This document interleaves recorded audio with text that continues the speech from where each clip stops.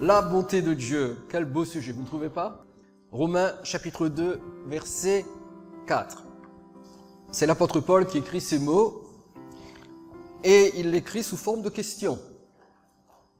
Méprises-tu les richesses de sa bonté, de sa patience et de sa générosité en ne reconnaissant pas que la bonté de Dieu te pousse à changer d'attitude?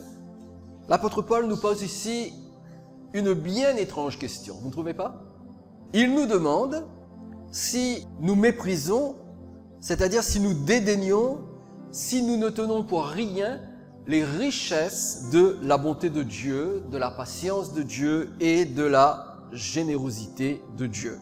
Avant de parler de la bonté de Dieu, parce que c'est le thème ce matin, j'aimerais que nous nous intéressions tout d'abord aux deux autres attributs dont parle ce verset, à savoir la patience de Dieu et la générosité de Dieu.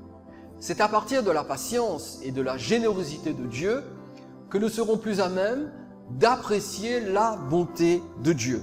Ici, le mot patience désigne le fait de suspendre une action.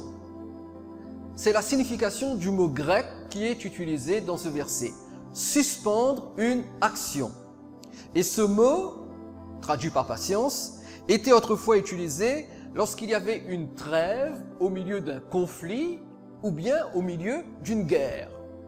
Donc, deux nations ennemies qui entraient en conflit, qui entraient en guerre l'une contre l'autre, eh bien, quelquefois, au milieu d'une guerre très sanglante, très cruelle, on établissait une forme de trêve. Eh bien, ce trêve était désigné par le mot patience, tel qu'il est utilisé ici dans notre verset. Il est parlé de la patience de Dieu qui indique que Dieu, en fait, suspend son jugement au moment même où l'être humain pêche. Vous le savez, la Bible dit que le salaire du péché, c'est la mort. La Bible dit que l'âme qui pêche, c'est celle qui mourra. En d'autres termes, lorsqu'un être humain commet un péché, normalement, le jugement de Dieu devrait tomber immédiatement. Ce jugement, c'est la mort. C'est une sentence de mort suite au péché parce que Dieu ne veut pas que nous péchions, mais quand nous péchons, eh bien nous attirons la colère, le courroux de Dieu. Mais dans sa patience, plutôt que de nous détruire là, immédiatement, Dieu suspend son jugement. Et c'est le mot patience qui est utilisé. Au lieu de détruire le pécheur, le Seigneur lui accorde un délai, il lui accorde une trêve pour qu'il prenne conscience de la bonté de Dieu. Et je vous le dis, heureusement que Dieu est patient envers nous. Si Dieu n'était pas patient envers nous, ni vous ni moi, nous ne serions là ce matin. Parce que je ne sais pas si vous en êtes conscients, tous les jours, nous commettons des péchés. Vrai, pas vrai? Tous les jours, nous faisons des choses qui sont contraires à la volonté de Dieu. Mais parce que Dieu est patient, il suspend son jugement. C'est pour cela que la Bible dit, il ne nous traite pas selon nos péchés. Mais il nous traite avec compassion, avec miséricorde. Au lieu de faire tomber immédiatement la sentence de mort sur nous, il suspend son jugement et il nous donne le temps de nous repentir. Le mot générosité poursuit le même objectif que la patience, nous faire prendre conscience de la bonté de Dieu. Mais ici, le mot générosité, en grec, désigne l'endurance de Dieu face au péché de l'homme. Dieu est généreux en ce sens où, plutôt que de punir le pécheur, non seulement il ne le punit pas, mais en plus, il attend longtemps avant d'exercer son jugement. Si le mot patience, dans notre verset, se réfère à l'acte de retenir l'exécution du jugement, le mot générosité souligne la longueur de la période de suspension. Je ne sais pas si vous connaissez des gens qui ont une patience très limitée. Moi, j'en connais. Des gens qui sont patients, mais très peu de temps. En d'autres termes, ils ont une micro-patience. Mais Dieu, lui, n'a pas une micro-patience. Dieu a une patience extrêmement grande, extrêmement longue. D'ailleurs, l'apôtre Pierre met en lumière l'immensité de la patience de Dieu qui peut même s'étendre sur plusieurs milliers d'années, parce que regardez ce qui est écrit dans 2 Pierre, chapitre 3, versets 8 et 9. Et l'apôtre Pierre ici va parler de cette patience divine qui peut s'étendre sur des milliers d'années. Verset 8. Mais il est une chose, bien-aimée, que vous ne devez pas ignorer, c'est que devant le Seigneur, un jour est comme 1000 ans. Et 1000 ans sont comme un jour. Le Seigneur ne tarde pas dans l'accomplissement de sa promesse, comme quelques-uns le croient, mais il use de quoi? Patience envers vous, ne voulant pas qu'aucun périsse, mais voulant que tous arrivent à la repentance. Et dans ce verset, l'apôtre Pierre explique la générosité de Dieu.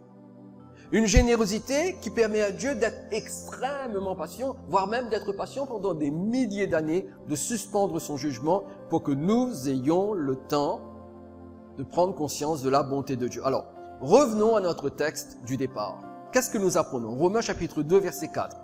Il est dit, « Méprises-tu les richesses de sa bonté, de sa patience et de sa générosité, en ne reconnaissant pas que la bonté de Dieu te pousse à changer d'attitude. » Et nous apprenons que la patience et la générosité de Dieu sont là pour que nous reconnaissions combien Dieu est bon. Et que réalisant la bonté de Dieu envers nous, nous finissions par changer d'attitude envers Dieu. Parce que voyez-vous, notre problème fondamental, c'est d'avoir une mauvaise opinion de Dieu. Et parce que nous avons une mauvaise opinion de Dieu, nous avons envers Dieu une attitude qui ne correspond absolument pas à ce que Dieu attend de nous. Mais quand une personne prend conscience de la bonté de Dieu, cette personne change d'attitude à l'égard de Dieu. C'est-à-dire, quand nous réalisons combien Dieu est bon envers nous, nous cessons d'être indifférents envers Dieu. Nous cessons de rester éloignés de Dieu. Nous cessons d'exclure Dieu de notre vie. Nous cessons de remplacer Dieu par la religion. Et nous cessons d'avoir recours à lui uniquement lorsque nous souffrons. Et nous changeons d'attitude en aimant Dieu davantage, en nous attachant à lui et en cherchant à obéir à tout ce qu'il nous dit dans sa parole. Mais tout ce changement survient lorsque nous prenons conscience de la bonté de Dieu. En fait, la plus grande révélation que nous puissions avoir dans notre vie, c'est la révélation de la bonté de Dieu. Et s'il y a une expression qui nous empêche de réaliser la bonté de Dieu, c'est justement cette expression, le bon Dieu. Vous avez déjà entendu ça? Le bon Dieu. Et lorsqu'on parle du bon Dieu, c'est comme si on disait le Père Noël. Ça a exactement le même impact, à savoir 0. Le bon Dieu. Mais ce n'est pas le bon Dieu, c'est Dieu qui est bon. Et c'est une différence. Dieu est bon, il n'est pas le bon Dieu, il est un Dieu qui est bon. Alors la question est, qu'est-ce que la bonté de Dieu? Alors je pourrais vous multipliez les définitions théologiques, parce que vous prenez un ouvrage de théologie ou de doctrine ou écrit par les multiples prédicateurs qui écrivent des livres aujourd'hui, je pourrais vous donner des centaines de définitions. Mais je vais aller au plus simple. Je ne sais pas si vous êtes comme moi, j'aime les choses simples. Et je vais vous donner une définition extrêmement simple de la bonté de Dieu.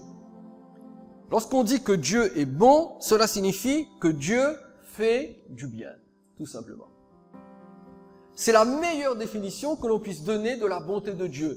Dire que Dieu est bon signifie que Dieu fait du bien. En d'autres mots, ce que Dieu est, Dieu le traduit en acte. Et parce qu'il est bon, il fait du bien. Il produit dans notre vie ce qui est bon. C'est pourquoi la première vérité concernant la bonté de Dieu, c'est que cela fait partie de sa nature et de son caractère. Lorsque nous disons que Dieu est bon, nous sommes en train de parler de la nature profonde de Dieu. Regardez ce qui est écrit dans le psaume 25 et le verset 8. Le psalmiste dit « L'Éternel est bon et droit. C'est pourquoi il montre aux pécheurs la voie. » Notez bien, l'Éternel est bon, c'est pourquoi.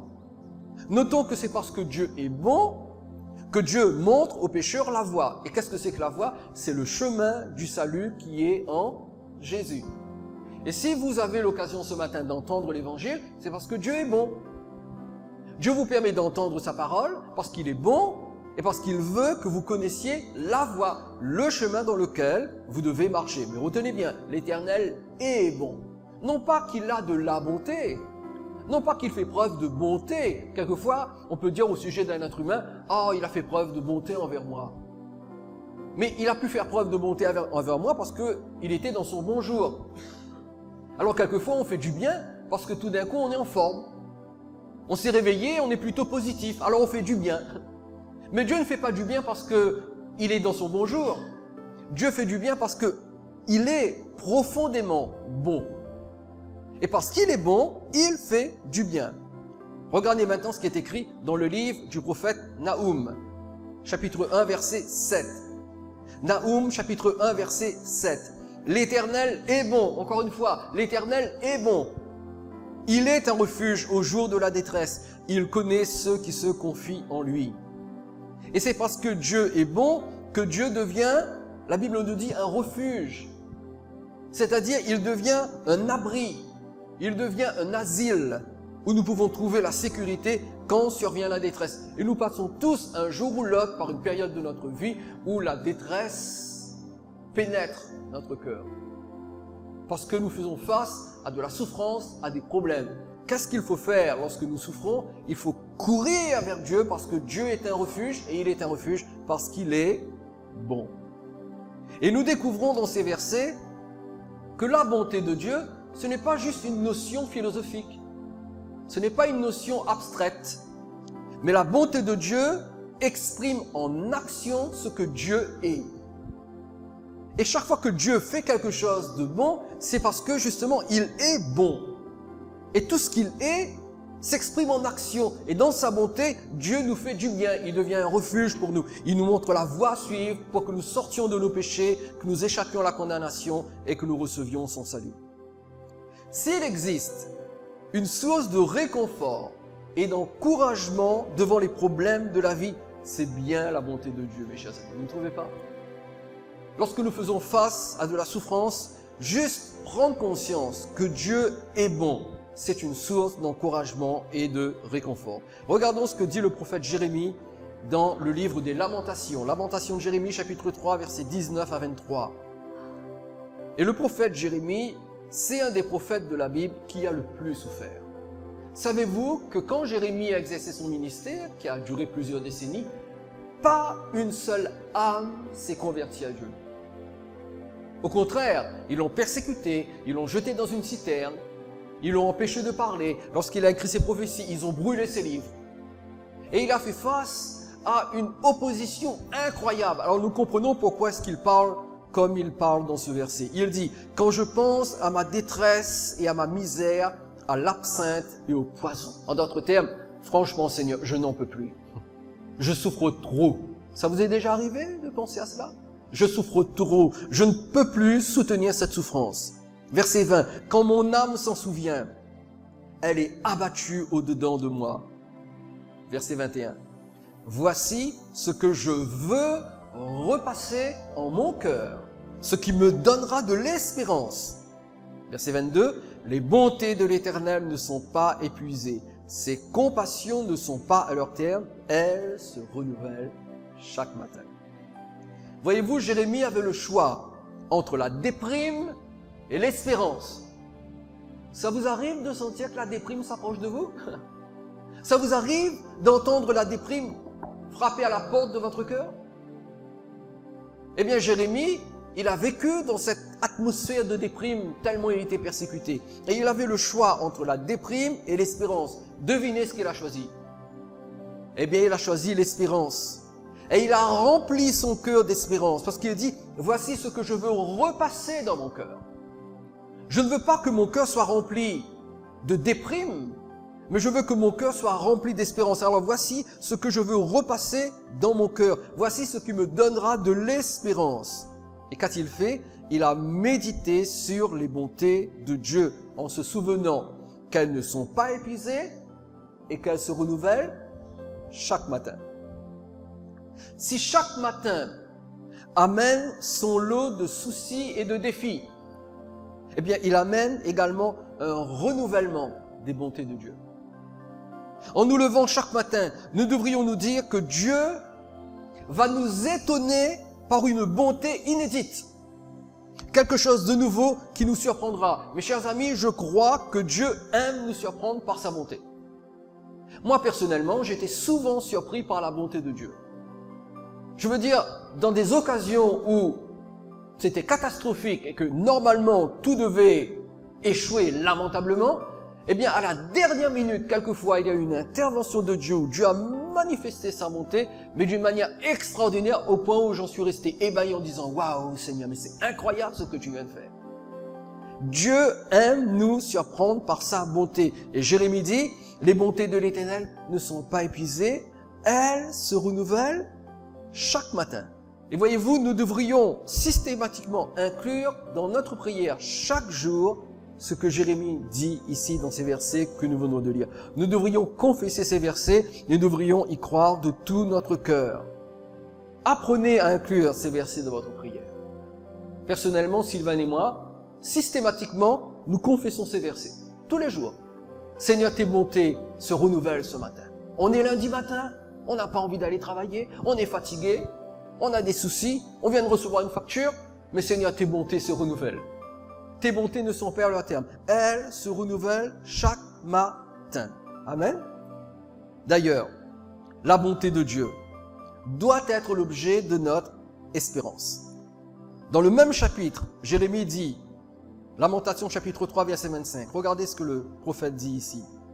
Il dit, « L'Éternel a de la bonté pour qui espère en lui, pour l'âme qui le cherche. » Dieu a de la bonté pour celui qui espère en lui. En d'autres termes, oui, Dieu est bon. Oui, nous faisons face à des problèmes. Mais si nous voulons voir sa bonté se manifester dans notre vie, la moindre des choses que nous devrions avoir, c'est d'espérer dans sa bonté. Il a de la bonté pour qui espère en lui. Le verbe espérer ici signifie regarder, attendre et se confier. En quoi faisons-nous confiance? Je ne sais pas si vous serez d'accord avec moi, mais trop souvent, nous faisons davantage confiance aux catastrophes qu'à la bonté de Dieu. Vous vous rendez compte comment fonctionne l'esprit humain? Vous êtes ici à La Réunion. Vous entendez qu'il y a eu un attentat en France. Quel est votre premier réflexe si vous avez de la famille en France? Vous prenez votre téléphone, vous téléphonez. « Allô? Ça va? Pas de problème ?» Et on vous répond « Maman, les attentats ont lieu à Paris. Moi, j'habite Marseille. » Oui, mais quand même, on ne sait pas, hein? À tout hasard. Tu vas bien? Au cas où la bombe qui a explosé à Paris, il y a un petit morceau qui tombe sur ta tête à Marseille. C'est un réflexe humain. On s'attend davantage aux catastrophes qu'aux manifestations de la bonté de Dieu. Et le prophète Jérémie, lui, avait fait un choix. Il avait dit, « Seigneur, je suis maltraité, je suis incompris, je suis persécuté, mais je vais serrer dans mon cœur l'espérance dans ta bonté. Je veux m'attendre à ta bonté, je veux regarder dans ta bonté et je veux me confier dans ta bonté. » Trop souvent, nous faisons davantage confiance aux catastrophes qu'à la bonté de Dieu. Mais nous devons changer. Et comment est-ce que nous pouvons changer? Eh bien, nous devons nous habituer, nous devons nous entraîner à compter sur la bonté de Dieu pour nous. Et c'est une question d'entraînement. Il faut s'entraîner, il faut s'habituer à compter sur la bonté de Dieu pour nous. Comment est-ce que nous le faisons? De deux façons, et je vais terminer avec cela. Premièrement, en nous rappelant toutes les circonstances de notre vie où nous avons fait l'expérience de la bonté de Dieu. Premièrement, ça c'est la première façon de s'habituer, de s'entraîner à compter sur la bonté de Dieu. Deuxièmement, en méditant sur le texte de la Bible qui parle de la bonté de Dieu. Parlons du premier moyen. Concernant les expériences de la bonté de Dieu, nous devons nous en souvenir. Nous sommes tentés quelquefois, lorsque nous pensons aux actes de bonté de Dieu dans notre vie, nous sommes tentés de chercher des choses dramatiques, des choses qui sont hors du commun. Et il est vrai que vous et moi, nous pouvons avoir expérimenté la bonté de Dieu au sein de grandes souffrances, des maladies, un divorce, un accident, etc. Bref, vraiment des épreuves de gros calibre, de grandes souffrances. Mais voyez-vous, ce n'est pas seulement dans les grandes souffrances que nous pouvons chercher les signes de la bonté de Dieu, mais c'est surtout dans les petits détails de la vie quotidienne qu'il faut regarder. Et c'est parce que nous ne regardons pas suffisamment aux détails de notre vie quotidienne que parfois nous avons l'impression que Dieu n'est pas bon. Par contre, si nous avons fait un grave accident ou si nous avons eu une pathologie plus ou moins grave et que Dieu nous en a relevé, alors là nous disons « Ouf, Dieu est bon, merci Seigneur, tu es bon pour nous ». Mais voyez-vous, c'est dans les détails de la vie quotidienne que se révèle la bonté de Dieu. Nous allons voir un exemple dans Actes chapitre 14, versets 16 et 17. Actes chapitre 14, versets 16 et 17, c'est l'apôtre Paul qui parle. Il dit « Dans les siècles passés, ce Dieu a laissé tous les peuples suivre leur propre chemin. Pourtant, c'est-à-dire, même pour des gens qui ne croient pas en Dieu, même pour des gens qui n'ont aucun respect pour Dieu. » Le verset 17 poursuit, « Il n'a jamais cessé de leur donner des témoignages de sa bonté. » Notez bien, des témoignages de sa bonté. Et en quoi consistent ces témoignages? Car il vous envoie du ciel la pluie et des fruits abondants en leur saison. Oui, c'est lui qui vous donne de la nourriture en abondance et comble vos cœurs de joie. Ces versets que nous venons de lire font référence à la providence de Dieu qui pourvoit à nos besoins naturels. Ultimement, mes chers amis, c'est Dieu qui nous donne tout ce qui nous est nécessaire. Parce que voyez-vous, sans la providence de Dieu, nous ne pourrions même pas travailler pour obtenir un salaire. Savez-vous que tous les matins, lorsque vous pouvez mettre un vêtement sur vous, lorsque vous pouvez prendre votre petit déjeuner, lorsque vous pouvez entrer dans votre voiture, aller à votre travail, savez-vous que c'est à cause de la bonté de Dieu? Nous avons tendance à l'oublier. Nous croyons que c'est acquis. Nous croyons que c'est normal. Si nous recevons notre salaire, nous disons c'est parce que j'ai travaillé. Oui, mais qui t'a donné la force de travailler? Qui a permis que tes revenus arrivent jusqu'à toi? Parce qu'il y aurait pu avoir un problème. Qui a permis que tu as pu faire tout ce que tu as fait durant ce mois? Et puis, il y a tous ces bienfaits dont nous ne sommes pas toujours conscients. Nous respirons? Vrai, pas vrai? Vous respirez ce matin, vérifiez, vous allez voir. La Bible dit, c'est en lui que nous avons la respiration. Vous pouvez bouger. La Bible dit, c'est en lui que nous avons le mouvement. D'ailleurs, le fait que vous existez, la Bible dit, c'est en lui que nous avons l'être. Nous respirons, nous sommes en vie. Nous sommes dans un pays en paix. Nos enfants font des études, nos enfants travaillent, nous travaillons, bref, nous vivons. Eh bien, tous ces petits privilèges qui pour nous sont tellement naturels, tellement évidents, nous avons tendance à oublier que toutes ces choses nous viennent de Dieu. C'est le témoignage de sa bonté. Quand vous regardez votre jardin, dites Seigneur, merci pour mon jardin. Merci pour mon rideau, Seigneur. Merci pour mes vêtements. Merci pour un professeur de maths. Merci pour mon ordinateur. Oui, toutes ces choses, nous les avons, nous croyons que c'est acquis. Non, c'est la grâce de Dieu. Et puis en même temps, pensons à ces nombreux problèmes qui se résolvent d'eux-mêmes. Vous avez vu, quelquefois, dans votre vie, il y a des problèmes qui surgissent et puis qui disparaissent. Parce qu'ils se résolvent d'eux-mêmes. Par contre, il y a des problèmes que nous parvenons à surmonter parce que nous avons trouvé in extremis la solution. Comment et pourquoi? À cause de la bonté de Dieu. Nous avons un Dieu bon qui a les yeux sur nous, qui prend soin de nous, qui a toujours le dernier mot et qui est souverain en toutes choses. Et il fait concourir toutes choses pour notre bien, parce que c'est un Dieu bon.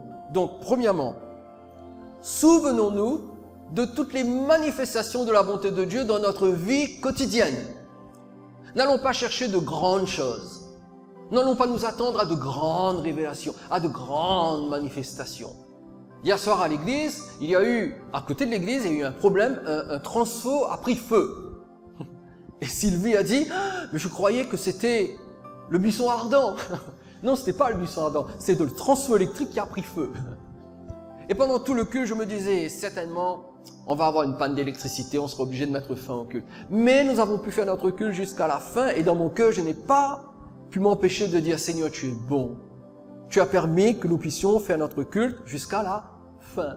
Vous voyez, tous ces petits détails de la vie quotidienne. Il faut juste comprendre que c'est un effet de la bonté de Dieu. Deuxièmement, et je termine avec cela, concernant la méditation des textes de la Bible. Eh bien, c'est ce que nous faisons depuis le début de cette prédication. Parce que qu'est-ce que je suis en train de vous faire, si ce n'est de citer des versets bibliques où nous comprenons que Dieu est bon. Mais il y en a beaucoup plus. J'en ai sélectionné quelques-uns pour vous ce matin. Et ce que je vous conseille, c'est d'en prendre note et de les relire tranquillement chez vous, voire même de les transformer en prière et en louange. Alors, regardons quelques versets, pas beaucoup, 4-5, d'accord? Quelques versets qui parlent de la bonté de Dieu et qui va nous permettre de découvrir combien et comment Dieu est bon. Marc, chapitre 10, verset 18. Jésus lui dit, « Pourquoi m'appelles-tu bon? Il n'y a de bon que Dieu seul. » Alors, je n'ai pas mis les versets qui précèdent, mais il s'agit d'un homme qui est venu voir Jésus en disant, « Bon maître. » Donc, c'est un homme qui appelle Jésus bon maître. Et Jésus lui répond que seul Dieu est bon. Jésus ne voulait pas dire qu'il n'était pas bon, mais Jésus voulait dire plutôt que s'il était bon, c'est parce que lui-même, il est Dieu. Et la vérité qu'il faut retenir là-dedans, c'est que, ultimement, seul Dieu est bon. Donc, premièrement, qu'est-ce que nous apprenons? Seul Dieu est bon. Et le Dieu en qui vous croyez, c'est le seul qui soit ultimement, parfaitement, totalement bon dans cet univers. Deuxièmement, le psaume 103, le verset 17. « Mais la bonté de l'Éternel dure à jamais pour ceux qui le craignent. » Ici, nous découvrons que la bonté de Dieu est sans limite dans le temps. Parce que sa bonté dure à jamais. Envers ceux qui ont la crainte de sa personne. Sa bonté n'est pas limitée dans le temps. Il n'est pas bon pendant une semaine. Ensuite, la semaine d'après, il est plus bon du tout. Et puis, la troisième semaine, de nouveau, il est bon. Non, non, non. Il est constamment bon et sa bonté dure à jamais. Donc, une bonté sans limite dans le temps. Le psaume 33, le verset 5 dit, « Il aime la justice et la droiture, la bonté de l'Éternel remplit quoi? La terre. » Ici, nous apprenons qu'il n'y a pas de limite géographique à la bonté de Dieu. Le verset précédent nous disait qu'il n'y a pas de limite dans le temps, mais ici, ce verset nous dit qu'il n'y a pas de limite géographique à la bonté de Dieu. C'est-à-dire, où que nous soyons, Dieu peut être bon pour nous. Et si demain, vous allez dans une terre hostile à Dieu, parce que vous êtes son enfant, Dieu sera bon pour vous dans cette terre. Le psaume 86, le verset 5. Il est dit, « Car tu es bon, Seigneur, tu pardonnes, tu es plein d'amour pour tous ceux qui t'invoquent. » Chers amis, la bonté de Dieu est source de pardon. Et Dieu manifeste son amour quand nous l'invoquons parce qu'il est bon et parce qu'il nous pardonne. Pourquoi est-ce que Dieu répond à votre prière après vous? Parce que vous avez de beaux yeux? Non. C'est parce que Dieu, dans sa bonté, vous pardonne vos péchés. Et parce qu'il vous pardonne vos péchés, il répond à vos prières. Le psaume 107, le verset 8 dit qu'il loue l'Éternel pour sa bonté et pour ses merveilles en faveur des fils de l'homme. Ici, nous apprenons que la bonté de Dieu doit être célébrée. En d'autres termes, nous devrions louer Dieu parce qu'il est bon. Chaque jour, lorsque vous avez votre temps de culte personnel avec Dieu, n'oubliez jamais de le remercier pour sa bonté. Qu'il loue l'Éternel pour sa bonté. Et pas un jour ne passe sans que je ne dise personnellement à Dieu, Seigneur, je te loue, je t'adore parce que tu es bon pour moi. Et enfin, dernier verset, et nous terminons avec celui-là. 2 Thessaloniciens chapitre 1, verset 11. L'apôtre Paul dit, « C'est pourquoi aussi nous prions continuellement pour vous, afin que notre Dieu vous juge digne de la vocation et qu'il accomplisse par sa puissance tous les desseins bienveillants de sa bonté et l'œuvre de votre foi. » Finalement, qu'est-ce que nous apprenons ici? Eh bien que nous devrions prier pour les manifestations de la bonté de Dieu. Paul dit, nous prions pour qu'il accomplisse par sa puissance tous les desseins bienveillants de sa bonté. Ce qui veut tout simplement dire, nous prions pour que Dieu manifeste sa bonté dans votre vie. Alors, tous les jours, mes chers amis, priez en disant, Seigneur, par ta puissance, manifeste les desseins de ta bonté dans ma vie. Par ta puissance, par ton Saint-Esprit, Seigneur, révèle les desseins bienveillants de ta bonté dans ma vie. Exprime ta bonté dans ma vie. Vas-y, Seigneur, je te laisse le champ libre. Vas-y, tu peux y aller. Démontre-moi ta bonté. Déverse ta bonté dans ma vie. Exprime ta bonté dans ma vie. Et vous verrez qu'il le fera. En conclusion, saturons notre esprit de la vérité de la bonté de Dieu. Reprenez tous ces versets que je vous ai donnés. Il y en a d'autres dans la parole de Dieu. Et Dieu vous fera découvrir les autres versets. Saturez votre esprit de ces versets. Vous pouvez même les écrire sur une feuille de papier, sur une petite carte, les amener avec vous, les mémoriser. Mais saturez votre esprit de la vérité, de la bonté de Dieu. Pensez à toutes ces expériences que vous avez faites de la bonté de Dieu et que vous faites régulièrement, quotidiennement de la bonté de Dieu. Lisez les textes, remplissez votre esprit et vous allez en retirer des bénéfices. Vous allez vivre dans l'atmosphère de la bonté de Dieu. Oui, il y aura des épreuves. Oui, il y aura de la souffrance. Oui, il y aura des problèmes. Mais vous serez hyper armé grâce à la bonté de Dieu. Parce que quand vous présentez la bonté de Dieu aux problèmes qui vous attaquent, la bonté de Dieu sera beaucoup plus forte que tous les problèmes qui se dresseront contre vous.